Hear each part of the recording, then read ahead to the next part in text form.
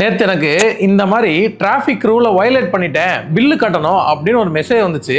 பார்த்து பயங்கரமாக ஷாக் ஆகிட்டேன். அந்த மெசேஜில் போட்டிருந்த அந்த டேட்டில் நான் ஊர்லேயே இல்லை. அப்படி நான் ஊரில் இல்லைன்னா நான் வண்டி எடுத்துக்கிறதுக்கான வாய்ப்பும் இல்லை.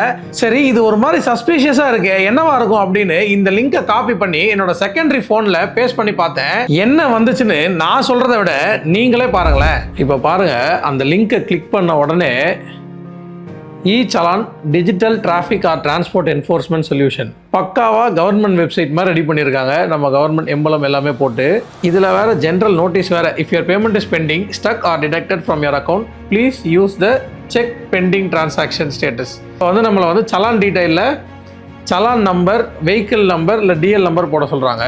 நான் ரேண்டமாக வெஹிக்கிள் நம்பர் போடுறேன். ஜஸ்ட் அப்படியே ரேண்டமாக டைப் பண்ணிட்டேன்.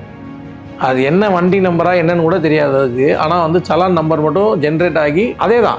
இதை பார்த்தீங்கன்னா ஸ்பீடிங் டேட் பார்த்தீங்கன்னா 24 Jan 2026 நான் பே பண்ணணுமா. அமௌண்ட் 500. முதல்ல ஸ்பீடிங்கான ஃபைன் 500ன்றதை நம்ம முதல்ல செக் பண்ணிக்கணும். ஸோ மக்களே, இந்த மாதிரி ஏதாச்சும் லிங்க் வந்துச்சுன்னா தயவு செஞ்சு அதை தொட்டுறாதீங்க. தொட்டிங்க தூக்கிடுவேன்.